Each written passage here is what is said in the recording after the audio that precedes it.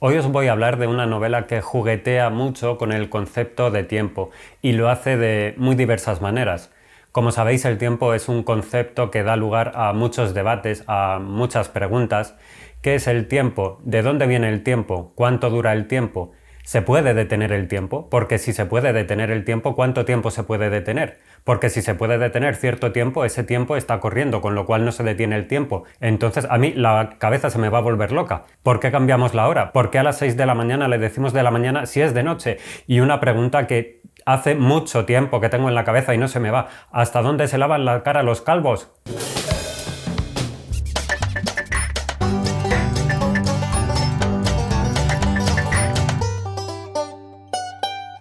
Bueno, no lo he dicho, pero yo soy Juan Carlos, bienvenidos a Talk Libros y bueno, hoy vamos a hablar de eso, de una novela que juega mucho con el concepto de tiempo y es esta que veis aquí, Los recuerdos del porvenir, de Elena Garro. Es una novela a la que le tenía muchísimas ganas, la voy a volver a dejar en su sitio, así no tengo que estar sosteniéndola todo el rato. Me viene bastante bien eso. Para hablar de semejante novela, de una obra de tal entidad, creo que viene bien meternos un poco en contexto y hablar brevemente, dar unas notas de la autora.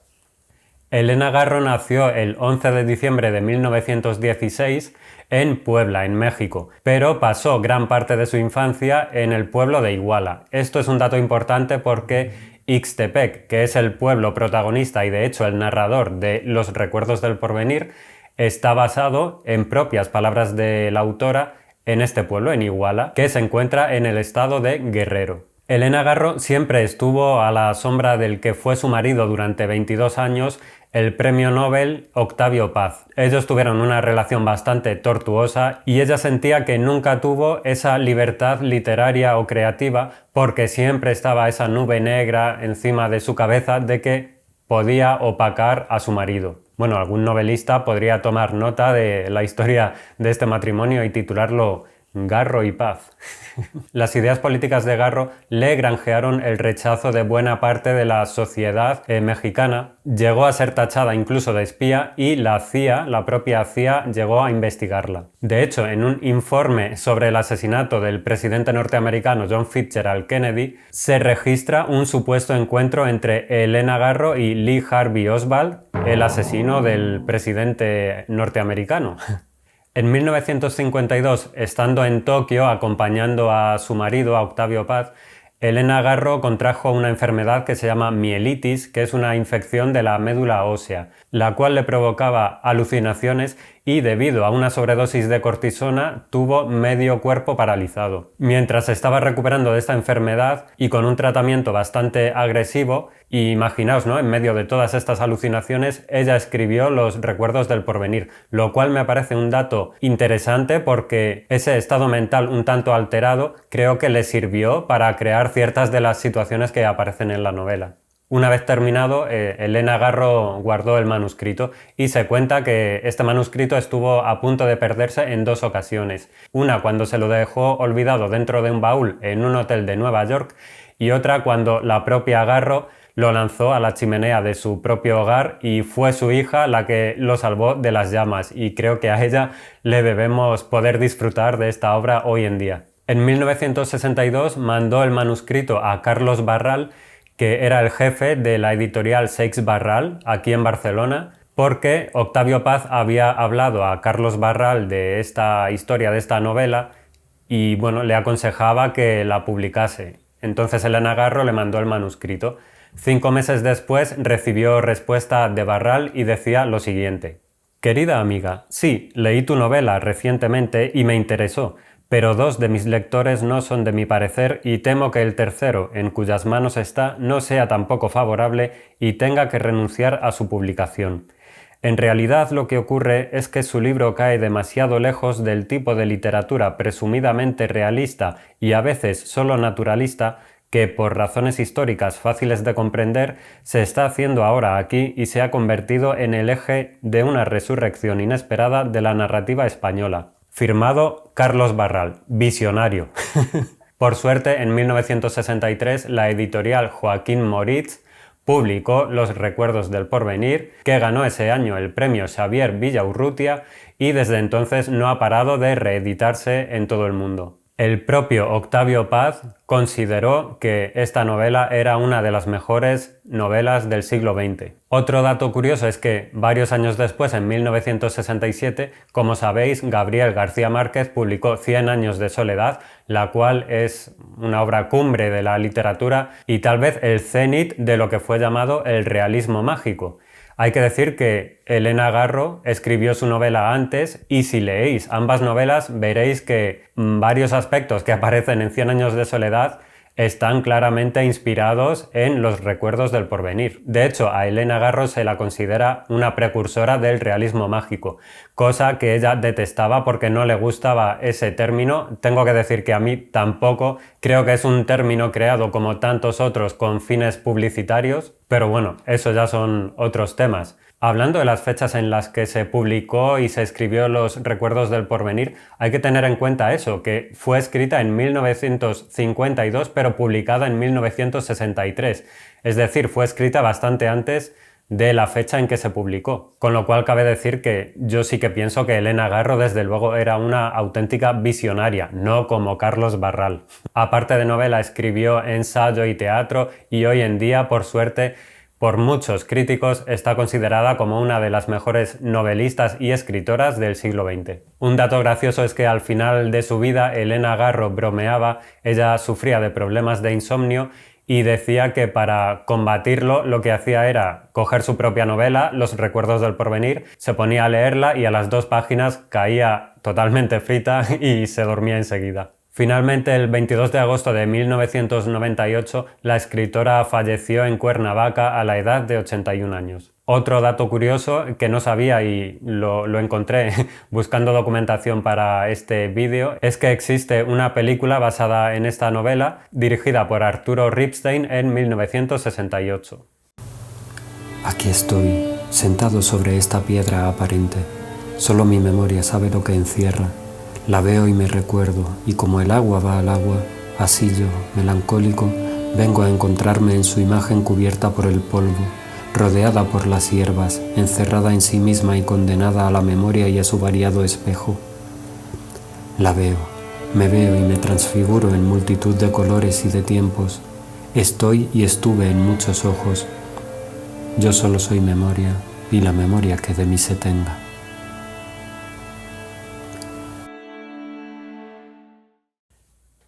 La novela nos habla de un grupo de personajes que viven en un pueblo del sur de México que es Ixtepec. Es un pueblo ficticio, pero como he dicho anteriormente, basado en Iguala. Todo sucede durante la llamada Revolución Cristera, que sucedió entre 1926 y 1929, en la cual, bajo una legislación tremendamente dura, se prohibía o limitaba en público la libertad de culto. Este pueblo se halla ocupado por un grupo de militares que ejerce un poder tremendamente abusivo sobre la población y uno de ellos, que es el general Francisco Rosas, que es prácticamente quien hace y deshace en el pueblo, es algo así como un pequeño motor de la historia, ya que en la primera parte se encuentra total y perdidamente enamorado de Julia Andrade, y en la segunda parte enamora casi contra su voluntad a otra mujer, a Isabel Moncada. En un momento dado aparecerá un personaje desde fuera, un fuereño,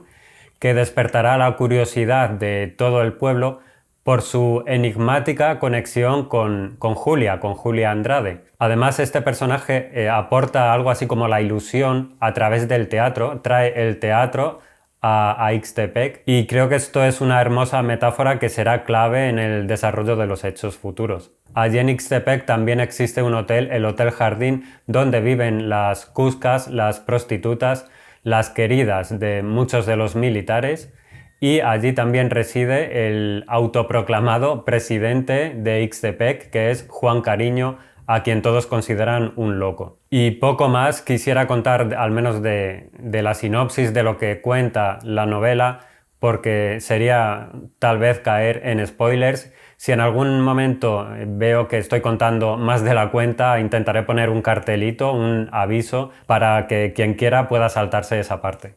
Y ya, metiéndonos directamente en las huellas que me ha dejado Los recuerdos del porvenir, tengo que hablar, por supuesto, de Ixtepec. Ixtepec lo es todo en esta novela. Es el narrador y es el continente que contiene todo el contenido. Es el que sobrevive a los hechos, a las personas, a los humanos, incluso y sobre todo al tiempo. Es algo así como un dios que observa, pero sobre todo recuerda. Y por eso creo que Ixtepec, el propio pueblo, es el único narrador posible, porque pase lo que pase, suceda lo que suceda, siempre y solamente quedará Ixtepec. Una curiosidad es que el narrador Ixtepec a veces cambia el yo, la primera persona del singular, por el nosotros, la primera persona del plural. Y esto también tiene sentido, porque Ixtepec no es solo el pueblo, sino es también todas las cosas, toda la naturaleza, todas las personas que lo habitan. Ese todo en completo es el nosotros con el que se refiere Ixtepec a él mismo. Más allá de la obvia crítica hacia la Revolución Mexicana, también se nos habla sobre la discriminación hacia los indígenas o se nos ofrece una visión sobre la liberación femenina usando la traición como único medio de poder escapar de esa sociedad. Pero sobre todo creo que lo que es esta novela es una profunda y amplia reflexión sobre la memoria y la multiplicidad del tiempo, que es un término que he encontrado por ahí, me ha gustado mucho.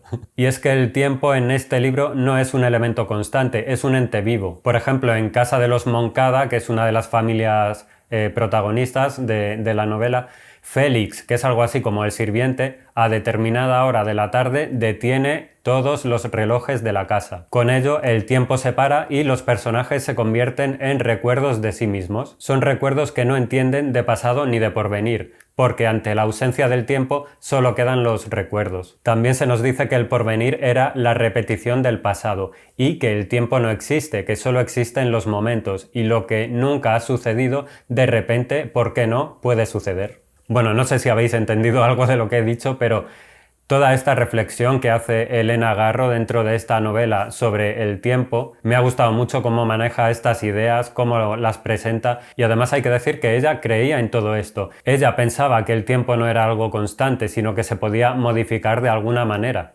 Después de la cena, cuando Félix detenía los relojes, corría con libertad a su memoria no vivida. Con el paso del tiempo, las maravillas de la niñez se van oscureciendo un poco. Los días se vuelven iguales, el cielo se vuelve más gris y las figuras monumentales de los adultos se van empequeñeciendo. Creo que esto se puede observar perfectamente en dos de los personajes que son Isabel y Nicolás Moncada, dos hermanos que se aman profundamente y a los que el tiempo afecta de distintas maneras. La conciencia propia de cada uno de los personajes creo que también está muy bien desarrollada. Hay un personaje que me encantó lo que dice y es que de niña le daba miedo su propia cara dormida y comenta exactamente: no sé cómo soy con los ojos cerrados, lo cual me parece una frase brutal. Y hablando de frases, también hay una que me impactó porque creo que se puede aplicar perfectamente en la actualidad y es: se lo llevaron, era peor que morir. Bueno, esto me parece una frase tremenda que refleja cierta parte de la sociedad mexicana y no solo mexicana, en muchísimas partes del mundo, y que por desgracia en la actualidad sigue sucediendo. Por ejemplo, las prostitutas también en cierto momento sienten esa desilusión de no poder escapar de su situación actual. Se sienten prácticamente prisioneras en ese hotel, al igual que el propio Ixtepec no puede escapar de sí mismo ni de ese tiempo cíclico. Es siempre la misma luz, siempre la misma espera. Y esto nos habla de lo cíclico, del tiempo y de los sucesos, de cómo se cierran historias para poder volver a empezar. La propia Elena Garro decía que México es un país que vive en un tiempo cíclico, en la repetición de sus propias tragedias. A pesar de que la figura masculina es la que aparentemente tiene el poder, la que ejerce su yugo en la figura de estos militares que están ocupando el pueblo, y bajo esa impunidad de que aparentemente pueden hacer lo que quieran, siempre se intuye que es la mujer, la figura femenina, la que tiene realmente el poder y la que en determinado momento puede decidir cambiar el rumbo de la historia. En cuanto a los personajes, hay que decir que hay muchísimos y creo que todos y cada uno de ellos tienen sus pinceladas y están súper bien dibujados. Para muestra un botón y voy a hablaros de 4 de ellos. Uno es Julia Andrade, que vive encerrada en ese hotel jardín. Ella es la querida del general Francisco Rosas y es algo así como una mujer de mármol cuya belleza increíble tiene obnubilado a todo el pueblo.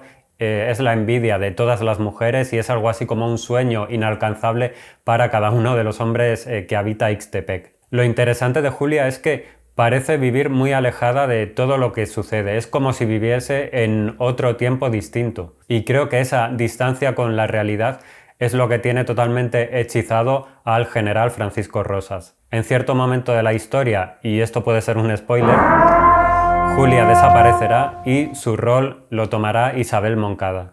Isabel es una mujer de otro tiempo, con una conciencia muy elevada. Ella tiene dos memorias, dos tiempos, dos vidas. De hecho, se nos presenta de niña en su infancia y más tarde ya como una joven mujer. Ella sabe en todo momento lo que va a suceder, pero no lo puede impedir. Para ella el olvido es la muerte y por eso son tan importantes los recuerdos. Como he dicho, Isabel se sentirá atraída por el general Francisco Rosas, por el misterio que tiene este hombre, que a pesar de esa autoridad tan impune, tan malvada, que impone la violencia sin ningún tipo de remordimiento, esconde dentro de él una extraña tristeza. Y es que el general toma el rol un poco casi de Dios, de una figura divina. Es el que impone la vida y la muerte, decide quién ha de vivir y quién ha de morir. En todo momento se desespera por no haber podido ser el pasado de Julia Andrade, por no haber podido ser esos hombres que hubo en la vida de Julia anteriormente. Y lo que he dicho antes, a pesar de su contundencia, se nos presenta como un personaje lleno de una extraña tristeza. Y el último personaje del que os quiero hablar es Juan Cariño, el autodenominado presidente